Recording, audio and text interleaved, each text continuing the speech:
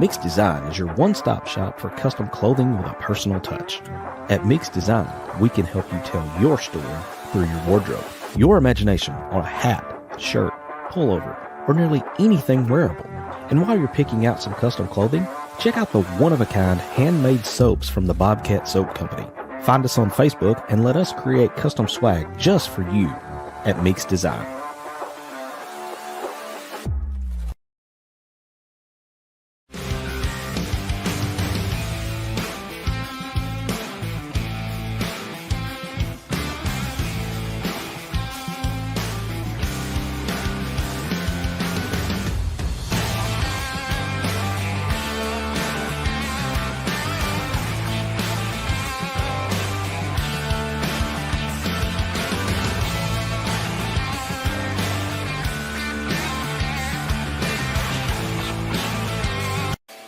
Hey Hog fanatics, we at Inside The Hawg Pen are thrilled to announce that SeatGeek is now a sponsor. As brand ambassadors, we're excited to share that SeatGeek is a ticket app that simplifies the ticket buying process for all your favorite events. They provide a 0 to 10 score for each ticket, with green indicating a good deal and red indicating a not so good deal. As a special offer, Hog fanatics can get $20 off their first ticket purchase by using the code Inside Hawg Pen. Check out our socials for the link and remember to use the code Inside Hawg Pen. Yeah!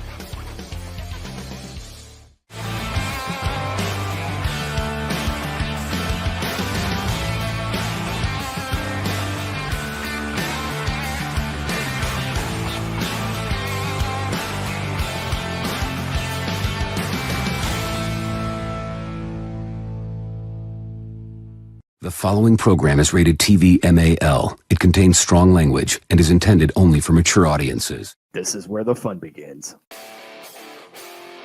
What is up, everybody? But we've seen this movie before. What's Sam Pittman known for? I don't know. Yeah, exactly. Is the Arkansas athletic program cursed? But you never know what the loudest mouth in the fan base and his wild band of misfits are going to say. I have a river of Kool-Aid for basketball. It's time to step inside the Hawg Pen with your host, Razorback Zach and Marcus MC Carlton.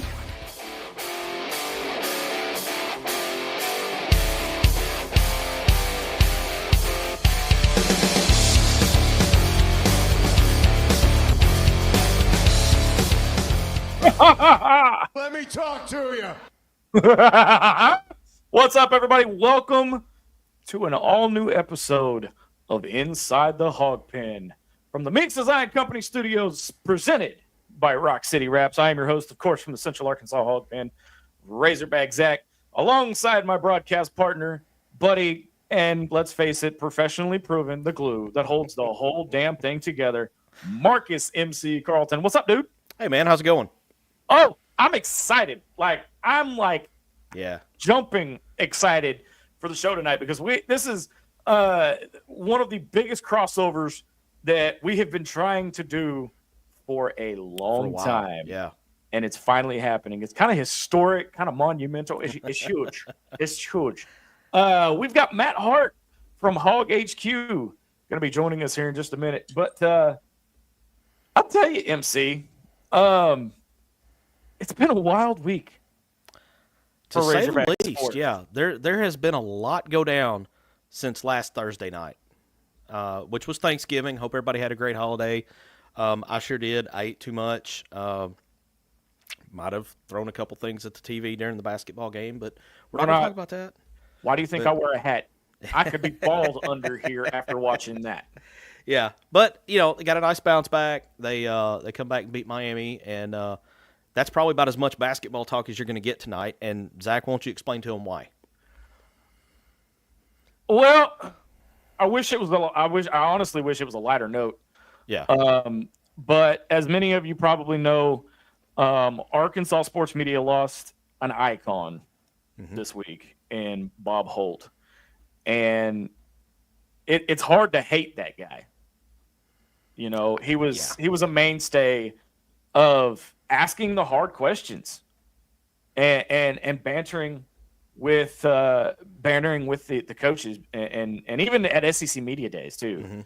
But tonight is our way of honoring Bob Holt. We are doing an all football show, and now joined by our boy Matt Hart from Hog HQ. Matt, I know you've been on the show before. Which, by the way, thank you once again for hanging out with us at the Little Oktoberfest. But I want to officially welcome you inside the Hog Pen tonight. I'm excited to be here, guys. I really had a great time at the Little Oktoberfest, and I'm excited to discuss more of what's going on and what could happen. Well, as Zach was saying earlier, it's been a wild week, man. Since last Thursday and Thanksgiving, there's been a little bit of everything pretty much go on. Absolutely. Yeah. Matt, I don't know if you heard it.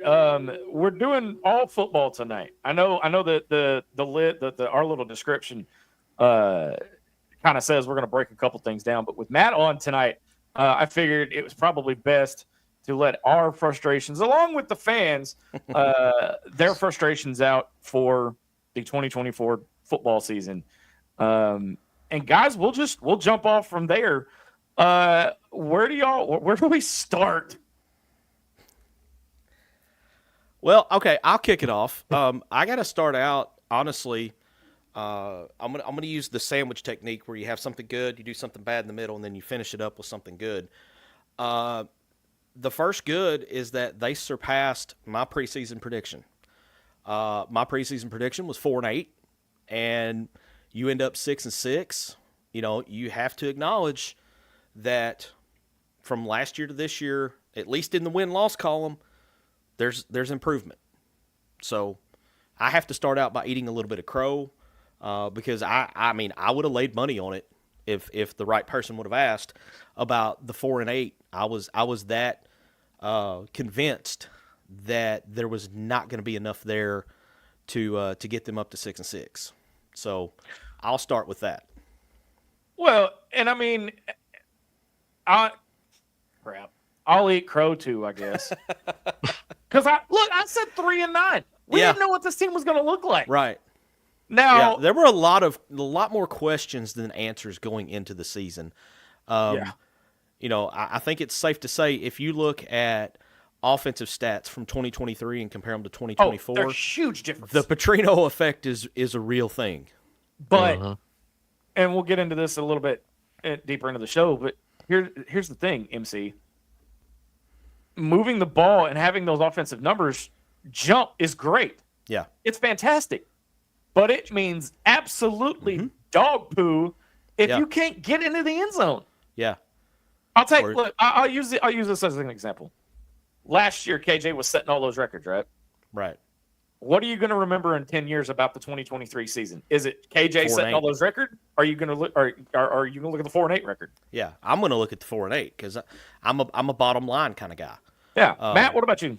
I'm sorry. I remember the team kind of quitting last year. So I don't remember. I remember the Mississippi State 7-3 loss. Oh my God. Ugh. Yeah, stuff like that is going to stick out to me. As far as this year, though, I predicted them to be 6-6. I thought they would possibly do 7-8 wins. It happened a little differently than I thought, but the offense, like you said, was drastically improved from in the hundreds to in the top half of the nation and in the top 10 in some categories.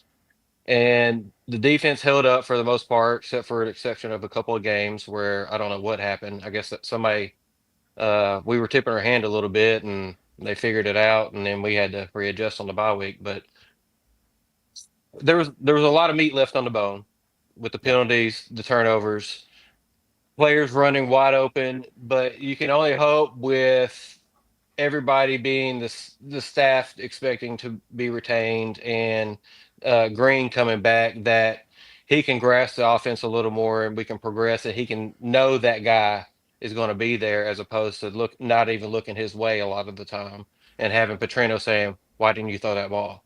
Yeah. So Matt, do you think in regards to Talon and I mean we've all seen the breakdowns that DJ Williams does, where he points out, hey, here's what Talon missed. He missed. The ball should have been out at this point. This receiver's running wide open. Do you think it was more of the fact that Talon being didn't trust himself, or he didn't trust, that his teammates would be where they were supposed to be? Or do you think it's a little bit of everything? I think he was too much in his head. I think he wasn't playing. He was thinking and not playing. Mm-hmm. He was too busy trying to process the play and what the defense was doing, as opposed to knowing the play, knowing where your guys are going to be, and adjusting to what the defense may throw them off on if you have option routes and whatnot. So I think there's a lot of that I think could be cleared up going into next year with a lot more familiarity, because in reality, he only had a few months to learn Bobby's offense. Right. So what you're saying, Matt, and I've been watching Top Gun Maverick today, don't trust your instinct. Don't think, just do, right? I mean, it fits. It fits, doesn't it? But here's the thing. And my biggest gripe with Talon has been the same since his accuracy and the fact that he was making the same mistakes in Game 11 that he was making in Game 2. That is something that's alarming. That is alarming, but you can only hope that with an off season that maybe he can do that. And maybe he didn't trust the other receivers. I mean, you had Broden dropping passes all the time. Right. And you had the only person he could trust was Armstrong until it seemed like the end of the year when he finally started throwing it to Tesla. Yeah. But he tried to get Armstrong killed a couple times. Yeah. That was my thing. When Luke Has actually got healthy, I was thinking once he got back and got healthy and got in the groove, I'm like, okay, dude's about to explode. We're about to see him become the weapon that he was last year, prior to getting hurt at A&M. And for whatever reason, it just never happened. And it's not – I don't think it's a Petrino thing with his offense, because if you look back over the history of his offense, you had DJ Williams, you had Jeremy Sprinkle, you had there was another guy in it, Chris Gregg. I mean, the tight end was highly utilized under Petrino's offense. And so I don't know if it was a communication thing between quarterback and tight end or what, but that bothered me a little bit to not see the tight end being utilized, especially when I would go back and try to watch some of those breakdowns, and you would see Luke Haas is sitting out here on this little crossing route wide open, and he never even looked in his direction. But again, like you said, maybe with an off season of being able to study his film in this offense, maybe that'll work to his advantage, and he can come back next year and be like you said. He doesn't have to think; he can just do. Mm-hmm. Well, but at the same time, I mean, think about it, guys. All right, Sam Pittman's been here 5 years. Mm-hmm. His best year so far is 2021. Mm-hmm. Okay. Yeah. Does he know what he's doing? I mean, I'm not. Look. Tell us how you really feel, Zach. Look. You don't look. Y'all don't want me doing that. Y'all don't look. I know what you're getting at. Yeah. It's just. You have to, and again, I'm not dogging on him. I'm not a sunshine pupper. Everybody knows this. I'm a realist. I call it straight as like I see it. Okay, but at the same time, you have to wonder the mistakes this team are making are coachable mistakes. Yeah, and it all starts at the top. So we either have a head coach that, one, can't coach and evaluate, or two, can't recruit, or three, we have an administration above his head that doesn't give a damn about the football program. A little foreshadowing into later in the show.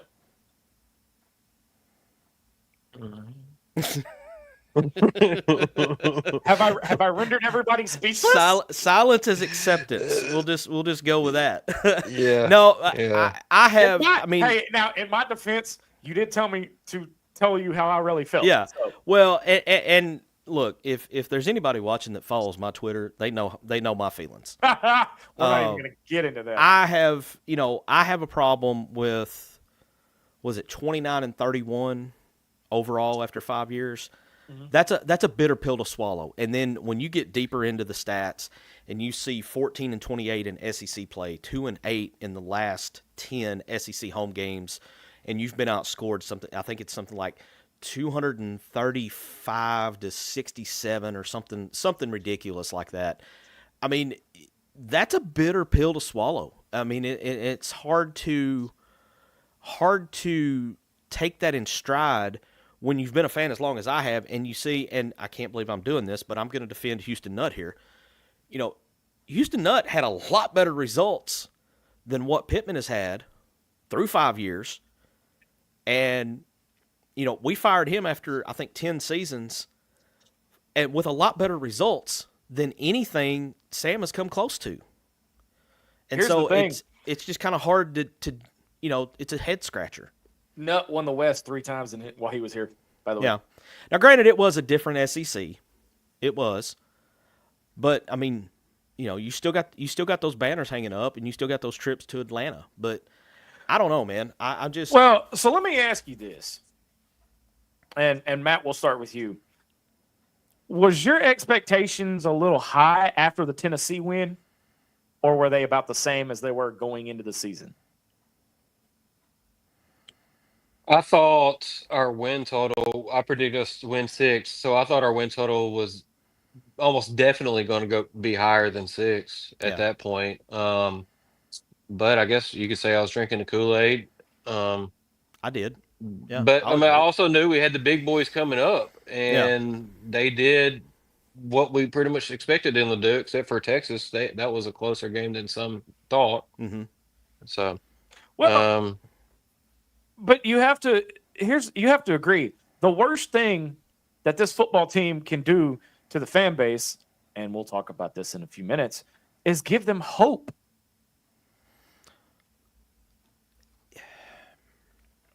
That's the life of an Arkansas fan. Yeah. It's an abusive relationship.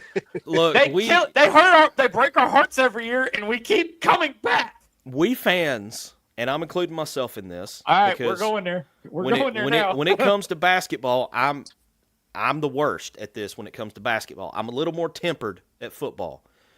But we the fans, we don't have middle ground. We are either rolling around in a pile of manure, or we're up on cloud 9. There is no middle ground. And like I said, I'm including myself in this because I tend to be the same way with hoops. But that Tennessee game, it did – my expectations changed a little bit after that, because when they pulled that one off, I thought, okay, my prediction's going out the window.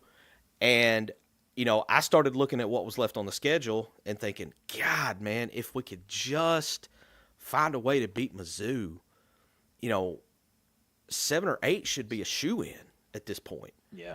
And it just, you know, I should have known better, but, you know, that Kool-Aid, it went down pretty easy, you know. Well, it didn't help that we were going into a bye week. And so that yeah, you got 2 weeks of it, yeah. I think it kind of carried over, but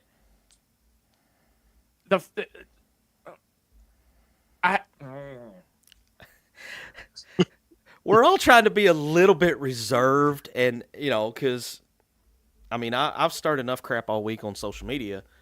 But, yeah, no, well, I understand where you're trying to go, Zach. You have to think. Everybody's like, we need to be in the playoffs. We need to, win the national title. We need to do this.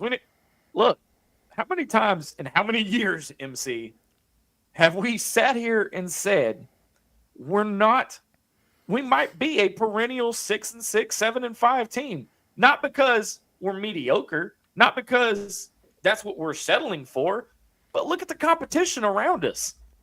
Texas, Oklahoma. Well, you can't really say Oklahoma yet, but Texas. I think they'll be back. They had a rough first year. But... Yeah, Texas, Alabama, Georgia, South Carolina.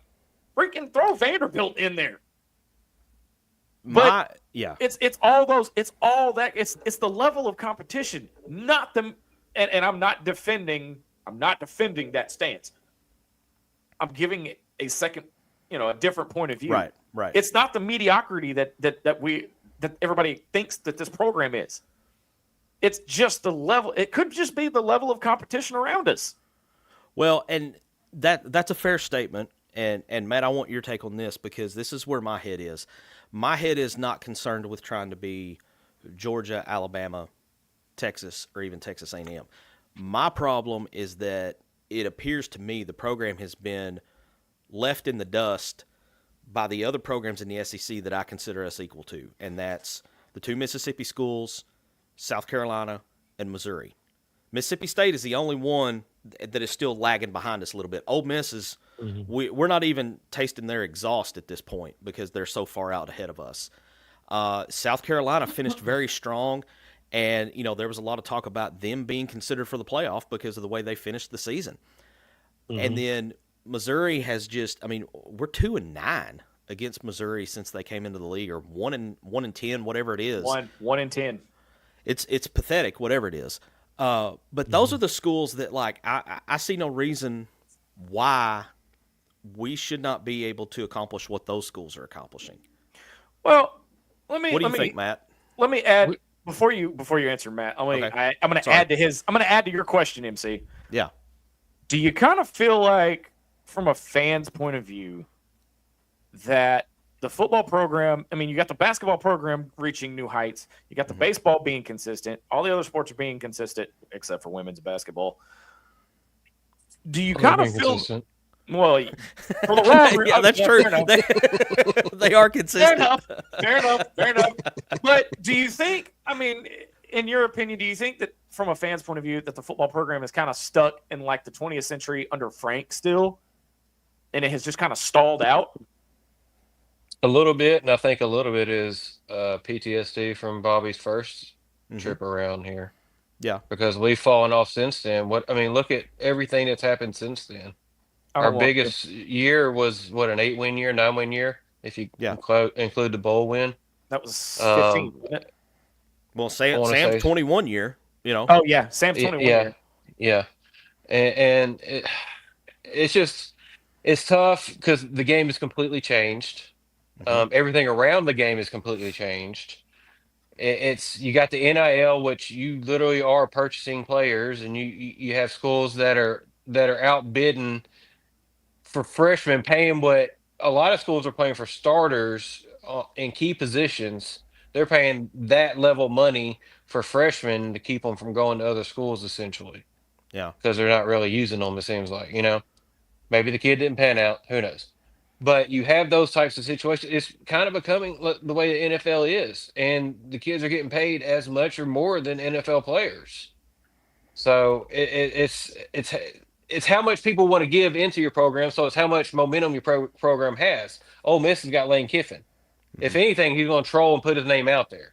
Right. Pittman's more low key, laid back, a good old boy, and so you kind of have to get to know him to like him and to be a fan of his. And so if kids aren't really, getting to know him or interested in that, then you're going to start from, behind.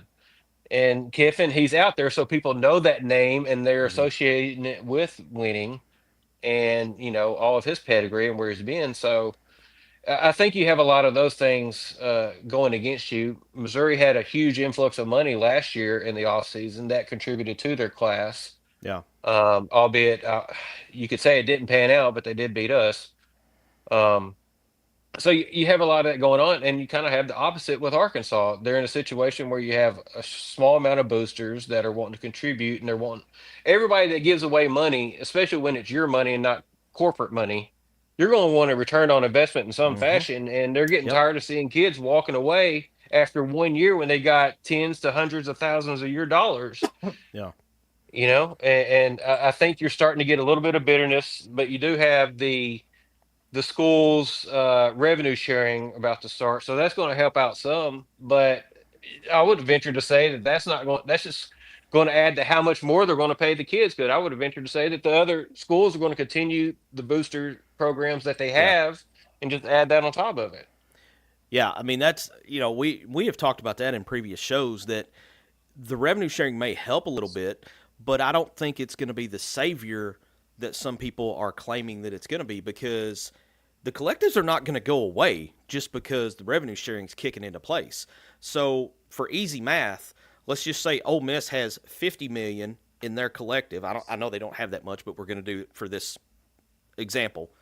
$50 million, and then Arkansas has, let's say, $10 million in theirs.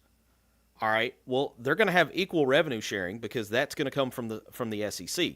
So that money's going to be even. So all things considered, they're still going to be $40 million ahead because of them starting $40 million ahead. And I think there's a lot of people that are not looking at it deep enough to realize that yes, Arkansas is going to get the revenue sharing and it's going to bring more money into it, but we're still going to be behind the 8 ball in regards to recruiting because everybody's getting the same amount.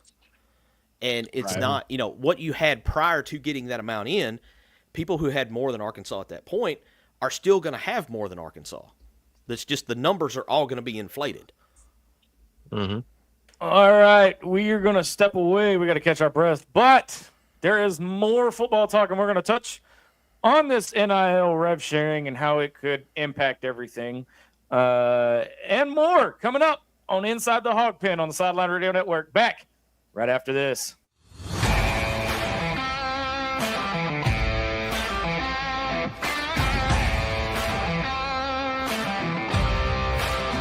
Mix Design is your one-stop shop for custom clothing with a personal touch.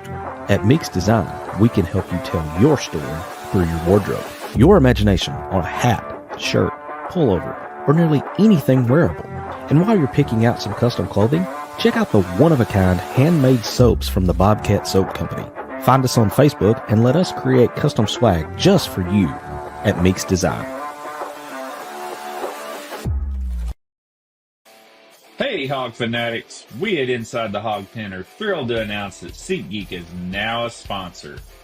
As brand ambassadors, we're excited to share that SeatGeek is a ticket app that simplifies the ticket buying process for all your favorite events.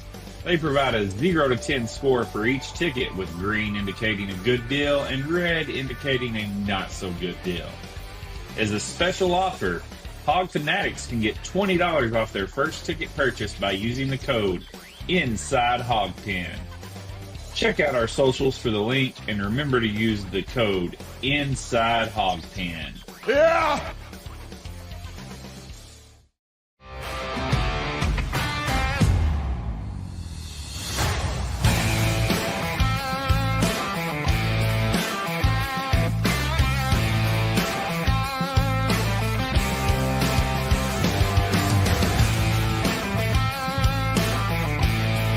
It's time to step back inside the Hog Pen to the Mix Design Studios.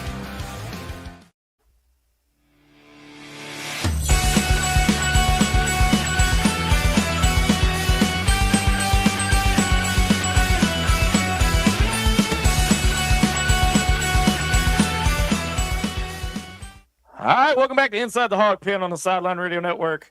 Razorback Zach, Marcus MC Carlton, and what is a huge monumental crossover that has been months and months and months in the making, joined by special guest from Hog HQ, Matt Hart, officially making his real debut in the pen.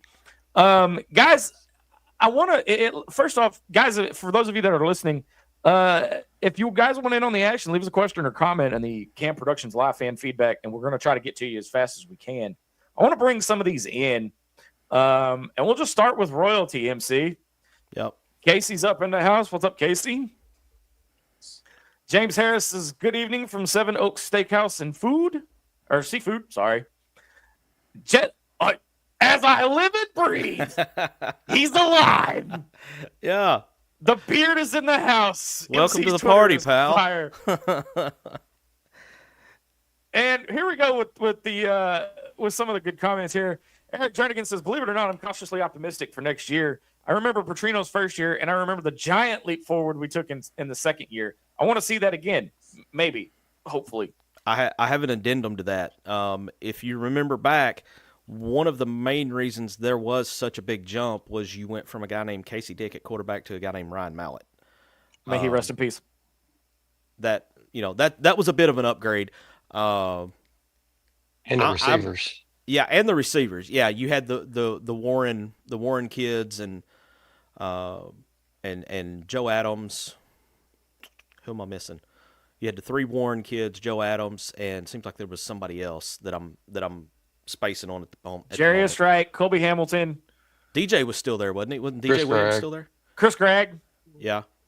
So you had some weapons that really came into their own, and I will die on this hill that if Greg Childs doesn't have the injuries he had, he rewrites every bit of the record book for the wide receiver position.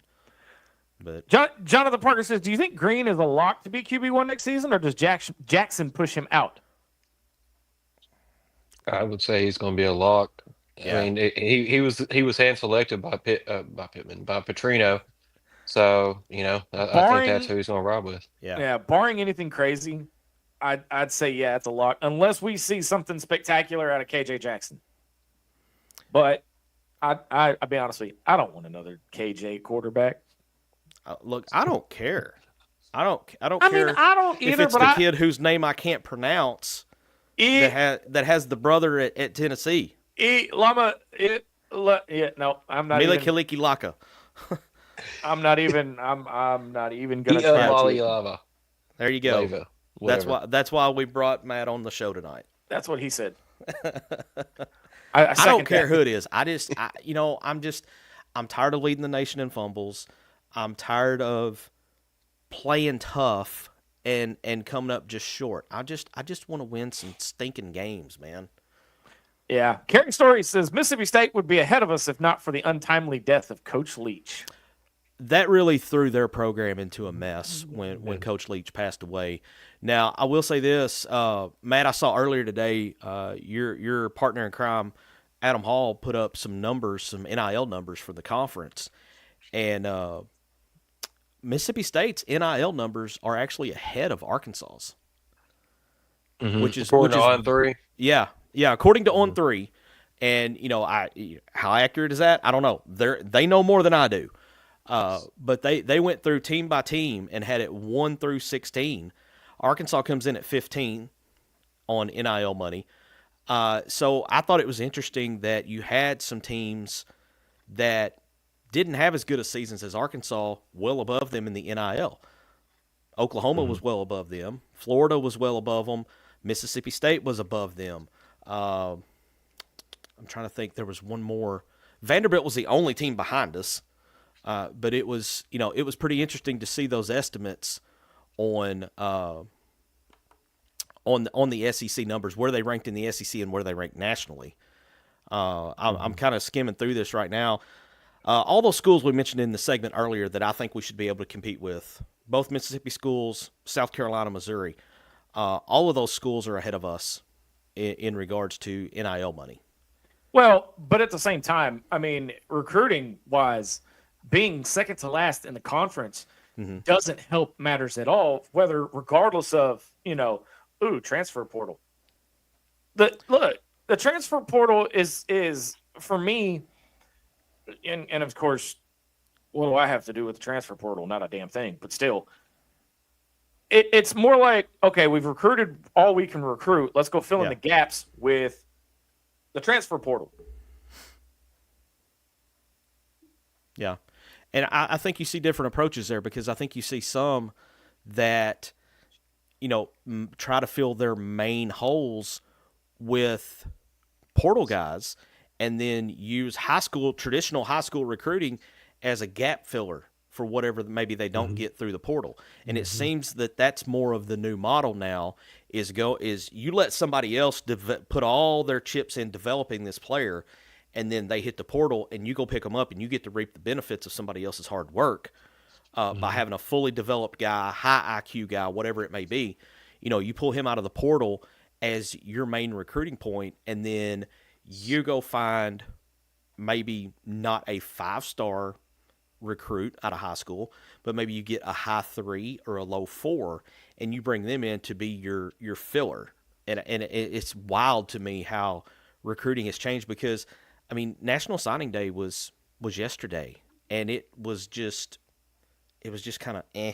We didn't make any waves at all. Well, I mean, it doesn't garner the attention that it once did.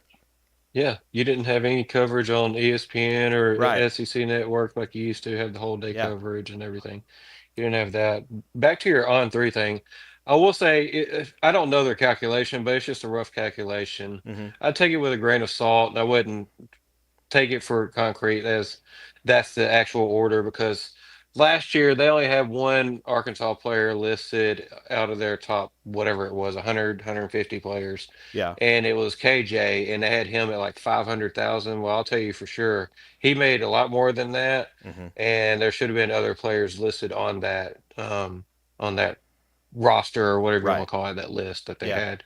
So I just it's a good thing to go by, but it's not very accurate. I will say that. It just but I had no idea like the even close to an estimate of what Arkansas had or other schools. So it is kind of a good gauge for me to see, okay, this is a ballpark estimate by On3, but it is an estimate of where they are. Like I think, Texas being listed number 1, I figure that's probably pretty close to right. I mean, you're going to have the usual suspects there in your top 3, top 4. Right. Texas, Georgia, Alabama are going to be your top 3 in some kind of order, would be my guess.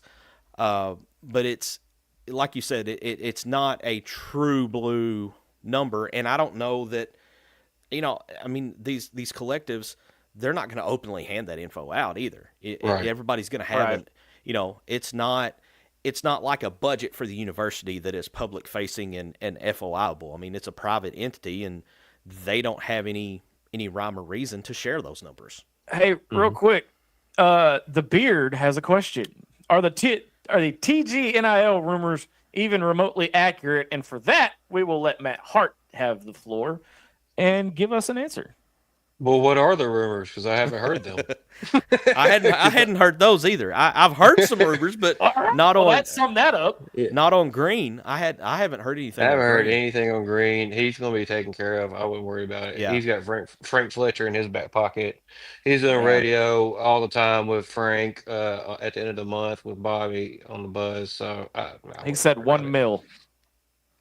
$1 million. I haven't heard that's how much he got, but with the way the things have escalated, I could, and what they've paid KJ in the past, that's kind of in the ballpark. I would say that would be the most that I've heard we've paid somebody if that were true, but I haven't heard that number. Well, and you also got to take this into consideration too.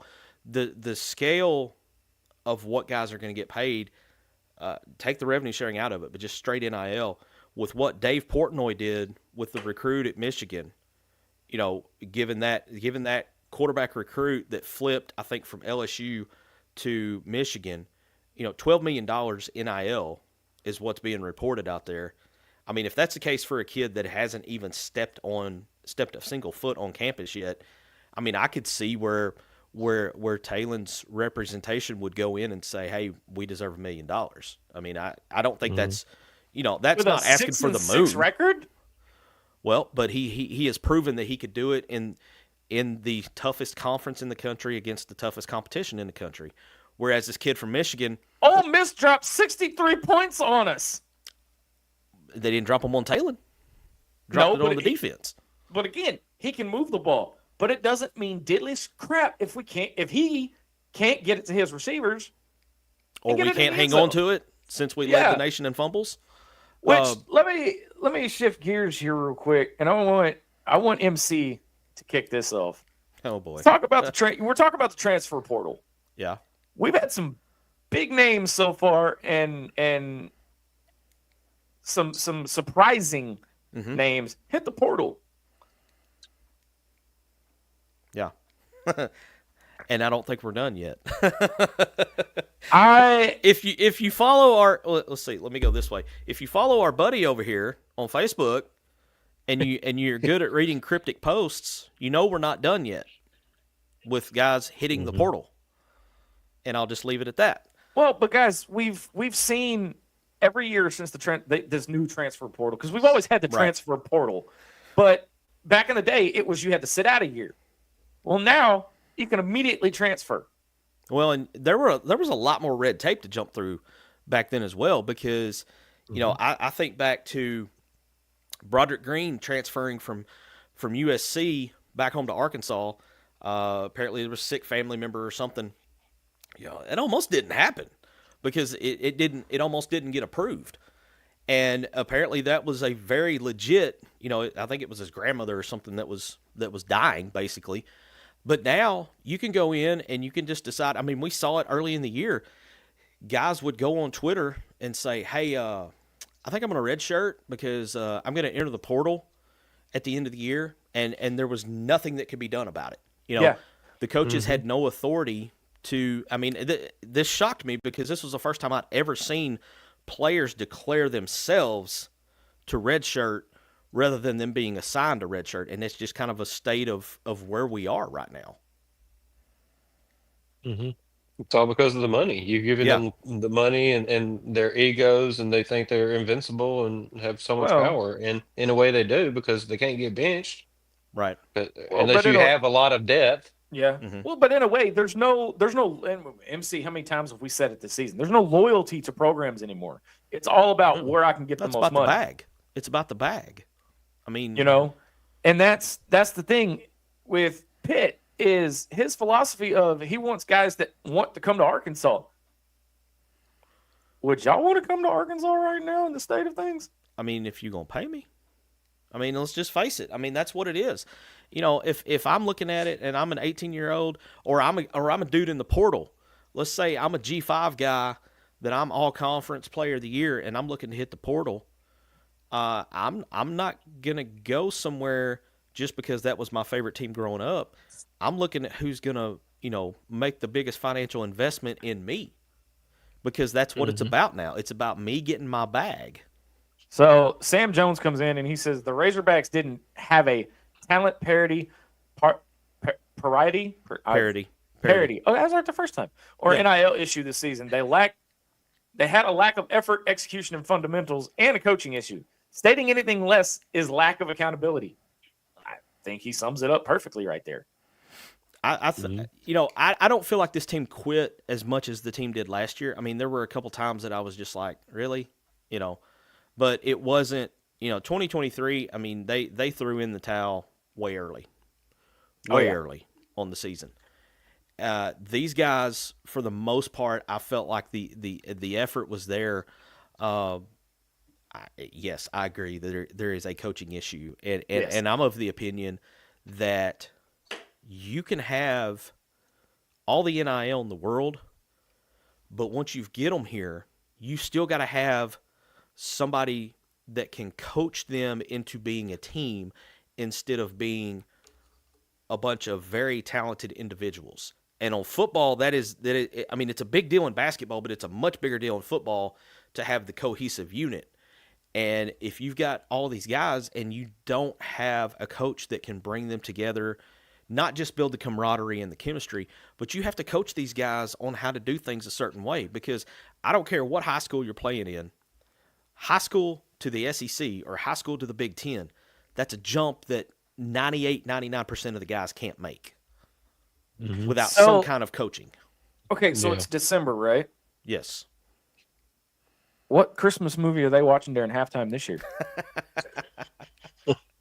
I'm just curious. I'm just asking. I saw a question over here. I want to go back because I want to throw it to Matt. I got to find it though. Y'all keep talking. Who's it by? Well, I don't remember. It caught my eye and then it went away. So, I'll have to find. I'll look and find it. But we can keep kind of moving forward. So, Matt, what is your take on, the current state of this program?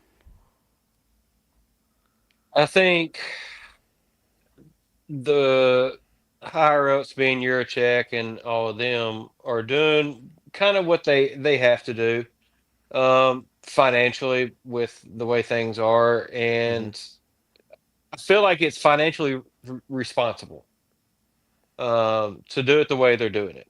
Now, is it maybe the best outcome for the best results immediately? Maybe not. Who knows? We are having retention. We are bringing back our quarterback stuff. We are losing receivers. Yeah. So that's going to be a big thing. I think it can go. I'll put it like this. I was thinking this while you were talking a minute ago. I didn't want to say it, but I'm just going to say it. I would almost guarantee Pittman is going to be out within 2 years, one way or another. Mm-hmm. Either he's going to be forced out or he's going to retire. And I've always said he's going to retire. that's what Hog I is think will Q. happen. So I think that will be it'll be a forced retirement if anything. But I feel like he was going to retire last year, but they had a bad season, so that threw a wrench in it. Mm-hmm. And then so he's always wanted to leave the program in good standing, and that's why I think they keep saying the 4 bowls in 5 years or 5 and 6, whatever it is Yeah. now. So I think that's why they're throwing in the bowl with TCU to say that we're getting back on good standing. I think 6 wins should pretty much be our floor I agree. for the most part. I mean, Yep. I guess there will be a 5 and 7 or something like that, but we shouldn't expect anything less really than that. Albeit, I could say on the contrary, we couldn't expect too much more. I'd say 8 wins should really be our average good expectation, if you will. Yeah. And just hope that we get a 10-win season, once or twice every decade. Well, But yeah, we don't seem to be tolerant of that when we do get it, though. If we're getting 6 wins or 8 wins and stuff, we're complaining about the coach and wanting to fire him. So that exactly, and you kind of answered my own question without me asking it. Is we've not, since Houston Nutt, we've not kept a coach longer than 5 seasons. Mm-hmm. Yeah, you can't build a program, a culture, a winning record. I mean, you can't do anything if you're constantly rotating coaches out every 5 years. Nobody's going to want to come here. but on the flip side of that, if you are spinning your wheels or trending downward after 5 years, do you run the risk of hanging on to somebody that you're not completely sold they can build it into more than where they've taken it? Like, for instance, I believe Pittman has done as much as he can do. I think that it's back to, I think his ceiling going forward is 6, maybe 7. That's just my personal feeling based on what I've seen over the course of this 5-year tenure. Well, I'm going to say 4 years because that first year, that COVID year, man, that doesn't count. I won't count that against him. I'm going to take the 3 and 7 out of the mix. But if you look at it, and I ruffled a lot of feathers when I put this out on social media in one of my Pittman rants, but his best team came full of guys that he didn't recruit. I was just gonna say, I'm sorry, I read Sam's comment. Here's the thing, and MC, you just touched on it. Is I'm gonna pull the Matt card and go, look, I wasn't gonna say it, but I'm gonna say it now. Chad Morris went 4-20 in 2 years, but Sam's best year was with Chad Morris players. The majority of the key contributors, if you go back and look at it, the majority of the key contributors of that 2021 season were guys that were recruited by Chad or that got their super senior year. And, I think there were a couple of guys that were super seniors in 21 that were holdovers from the very last year of Bielema, I believe. But it's, you have the 9-win season. Everybody thinks, oh my God, here we go. We're off and rolling. We underachieve in 22. You go down and you vastly underachieve. You end up 7-6 with a Liberty Bowl win, and then 23 was just debacle from day one. And then you kind of you sort of bounce back this year. I mean, I can't sit here and say that there was no improvement because you went from 4-8 to 6-6. I have to give credit there, but overall, I still feel like that this team kind of underachieved because I feel like that there were 2, maybe 3 games that we gave away, snatched defeat from the jaws of victory. We beat ourselves, essentially. Yeah. I'm going to put Sam's comment up here. And he says, Zach helped me write my transfer portal announcement. Quote, after consulting God, my family, and my financial planner, I've decided to sell my talents to the highest bidder. Ain't no shame in my game. The only thing he forgot there was respect my decision. Right? Now, Kerry has an interesting take, and I want to touch on this. He says, we ended up with Pittman because no other coach wanted the job. Sure. That's not entirely true. I defer to this guy on that one. Well, I'm gonna make my supposition, and I'm gonna turn the floor over to Matt. because Okay. let's face it, MC, he's smarter than both of us combined. Combined, yes. Oh my God. Look, Matt, I'm dumber than I look. All right. Bet you ain't had nobody say that to you before, did you? I haven't. Yeah, I'm dumber than I look. No, that was a joke, by the way. Nobody come after my my knowledge. It's been said and I swear I've read it somewhere. We could have had Lane Kiffin had Hunter Yurachek offered $250,000 more than what he was giving him. Yeah, the bonus offer. So there were Dion. Okay, I'm about to. Where is he? Thank God D-Mad's not here. Prime wanted the job, but we didn't hire him because he had no coaching experience. Look at what he's doing to Colorado. Well, and the irony of doing at Ole Miss. The irony of not hiring him because he didn't have any head coaching experience, and then we turn around and hire Pittman. But and I don't know if the Dion. I know the Dion stuff. It's been. I think it's been verified that he interviewed, but I think that was more of like a courtesy to Jerry Jones than it was a serious interview. It was done. It was done on a runway, if I recall, in Dallas, and on Jerry's plane, I want to say. But that you could say, in a way, maybe it was just a favor for Jerry. But the knock, the comment from what I heard from Hunter back to Dion was, you haven't had to break down film in a game yet. Right. And that was the biggest thing, and Pittman has. So that's the difference between them. And he's had to go recruit. Dion hadn't. So who could say Dion didn't walk in and start having recruiting violations because he didn't know all the rules or something. Right. So I mean, I'm just making up stuff, but you get where he was coming with that.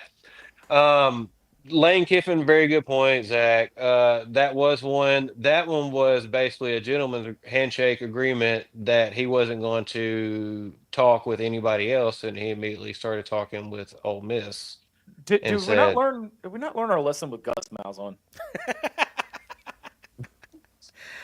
I wanted Kiffin. I really wanted Kiffin bad. Like to the point that I'm surprised he didn't block me on Twitter, because almost a daily tweet was me adding him directly and going, "Come to the UAF." Okay. Because when he was at FAU, that was his tagline for everything, "Come to FAU." And I mean, I was doing it daily. I mean, obviously I didn't have any money to throw in the kitty, or I would have done that too. But that was who I wanted. And to see him have the success that he's having now at Ole Miss, and you think about what could have been, it's just another of, an almost situation for Arkansas. It's like they almost hired Jimmy Johnson back in the day. They almost hired, Lane Kiffin when they ended up hiring Sam Pittman. It's just another swing and a miss. And it's just like, golly. But, here we are. We've got what we've got, and, embrace the suck. I mean, embrace the hog. So, right. Well, on that note, we're going to take one last break. And when we come back, we're going to wrap it up here on Inside the Hawg Pen on the Sideline Radio Network. Back right after this.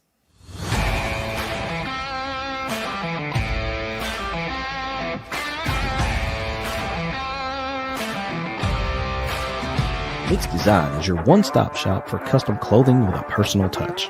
At Mix Design, we can help you tell your story through your wardrobe. Your imagination on a hat, shirt, pullover, or nearly anything wearable. And while you're picking out some custom clothing, check out the one-of-a-kind handmade soaps from the Bobcat Soap Company. Find us on Facebook and let us create custom swag just for you at Mix Design. Hey, Hog fanatics. We at Inside the Hawg Pen are thrilled to announce that SeatGeek is now a sponsor. As brand ambassadors, we're excited to share that SeatGeek is a ticket app that simplifies the ticket buying process for all your favorite events. They provide a 0 to 10 score for each ticket, with green indicating a good deal and red indicating a not so good deal. As a special offer, Hog fanatics can get $20 off their first ticket purchase by using the code INSIDEHOGPEN. Check out our socials for the link, and remember to use the code INSIDEHOGPEN. Yeah!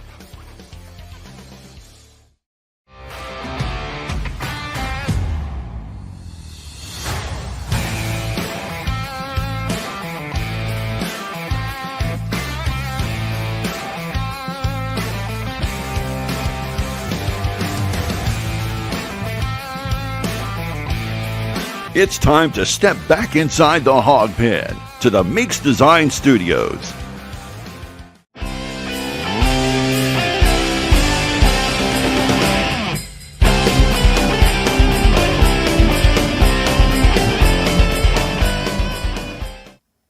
Getting into the little Christmas spirit here. Welcome back to the final segment of Inside the Hog Pen on the Sideline Radio Network, in the biggest crossover that in my opinion, in all of amateur Razorback podcast. Special guest Matt Hart from Hog HQ joining us here in the pen. There's so much more that we can jump into, but we're going to go ahead and give our closing arguments here in the last few minutes of the show. But there is no Hog Tour tonight because we wanted to talk football with Matt. The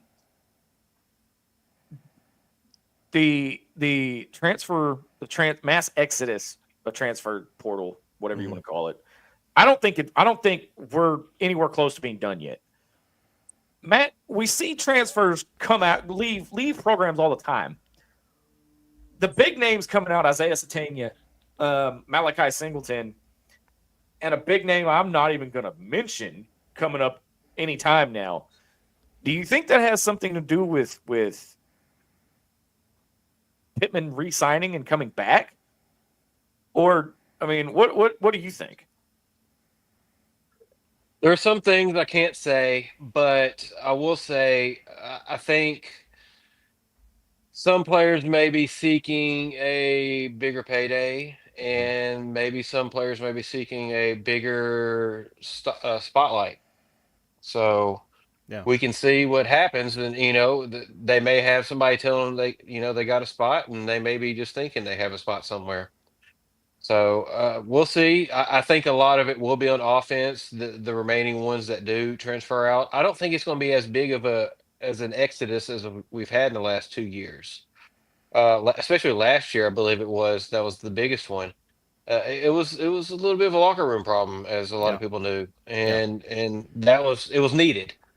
And I think it's been mostly cleared up this year. And I think you've seen that with the team not quitting. But as far as the exodus and all that, I think we're going to lose some players that are going to sting pretty big. Mm-hmm. But I've been hearing some names that I'll let out later in Hog HQ in one way or another. On.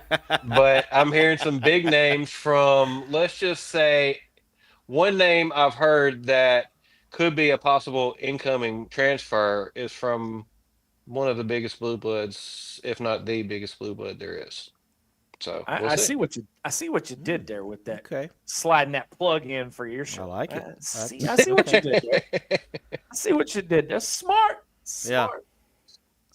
Smooth business move. In all the things that we talked about tonight with the portal and everything, we didn't even get into the piece of it that to me is the biggest problem of it, and that's the tampering that goes on pretty much the whole season. Yes. It goes on all year long. You can't do that in the NFL. Any pro sport, tampering is a no-no. It gets you fined. It gets you, it gets draft picks taken away, whatever. There are no rules when it comes to this now in college sports.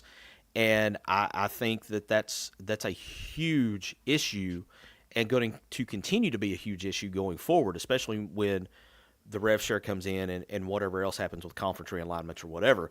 But the tampering and, sending back channel communications to Taylor Green saying, hey, if you can get that at Arkansas, well, there's pretty good chance if you come to insert name here, you could double or triple that. And it's not just happening with Arkansas. It's happening all across the country. It's happening everywhere. I think that's why you saw I don't have any info to back this up, but just my gut feeling is that's why you saw Keyshawn Judkins go from Ole Miss to Ohio State after last year.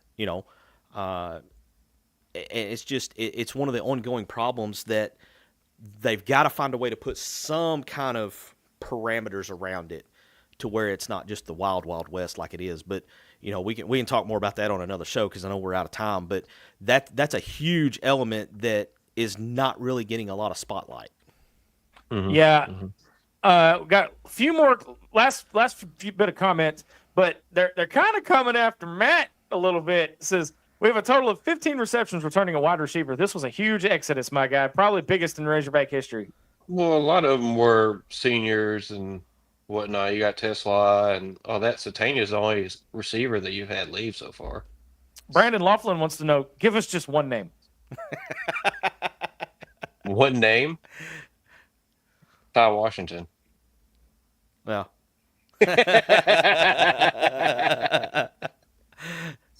Yeah, I did if you want some names, I posted cryptically in how to read the post in Hog HQ. Yeah. If you have seen any of his past cryptic posts, you can go look at it and you can decipher it for yourself, like I did. But if you know what you're looking for, it's there. We have the other half or the other third of Hog HQ in the house tonight. Adam Hall. What's up, Adam? What's up, Adam? Eventually, and while we're wrapping up, we are going to have more podcasts coming out. But with the holidays, it's a little hard to get everything scheduled. But trust me, stick with ITHP. I'm going to tell you this. The new era begins January 3rd, 2025. So you're not going to want to miss the big announcement coming up. I hope, as soon as December 30th is when we can announce it.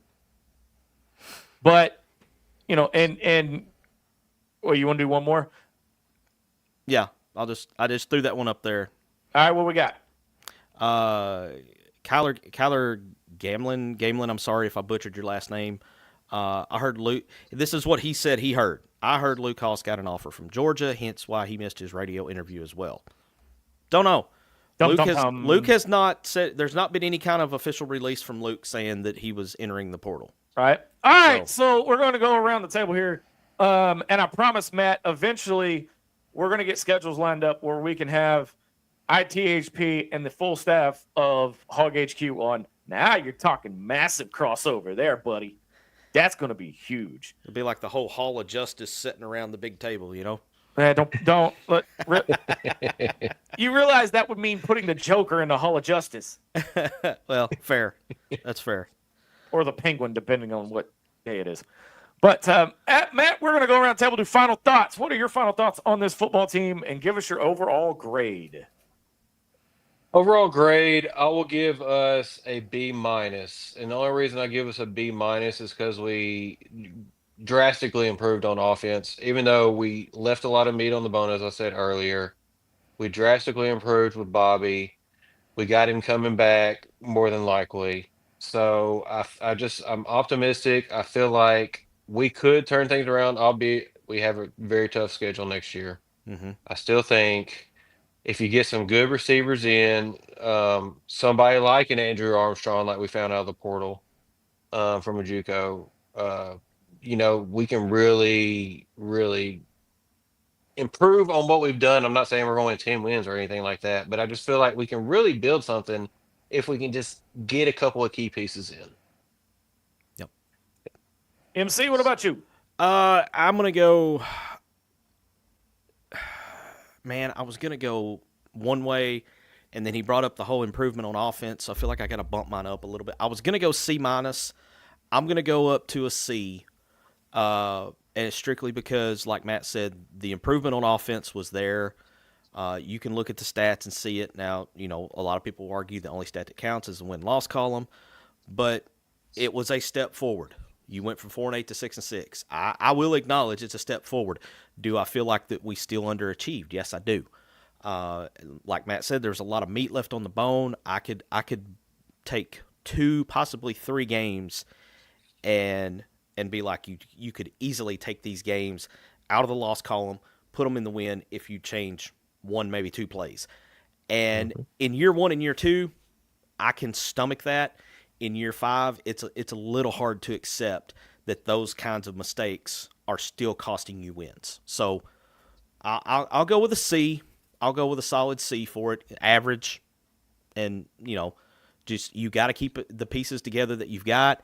If you can keep this staff together, as far as your coordinators specifically, keep Ronnie Fouch as your wide receivers coach. I think you've got some pieces here that, maybe you can put some things together and take another step next year. But it doesn't get any easier. The non-conference schedule is a lot harder next year. So we'll just have to see what happens. Yeah, I got to agree with both of y'all. I got to give it a C. Moving the ball, like I said, and again, all the true fans come after me on Twitter. Well, they've been after me. Being a naysayer. You're not a true fan. You keep criticizing the team. Guess what? I criticize the team all I want because I'm a realist. I just call it like I see it. Here's the thing. I've said it once. I'll say it a million times. It's great that we're moving the ball, but it doesn't mean diddly snot if you can't get it in the end zone and win a ball game. Yeah. Mm-hmm. So there's a lot more to cover when it comes to football, but we are out of time. Big thank you to Matt Hart from Hog HQ for joining us. Hopefully not for the last time. I'm hoping he comes back. We'll get Matt back over here in one of our episodes where we've got some hoops to talk about. Oh yeah, but get him in the middle of that too. We got hoops on the horizon, and MC, man, it's been a great one. It has, man. This has been fun. Matt, appreciate you coming over, man. Appreciate y'all having me. I would love to do it again. Big thank you to all of you guys listening tonight. For Matt Hart, Marcus MC Carlton, I'm Razorback Zach. You have been listening to an all-new episode of Inside the Hawg Pen. Until next time, so long, everybody. Thanks for watching this episode of Inside the Hawg Pen. Listen anytime on your favorite podcast provider, and be sure to follow us on all our social network channels.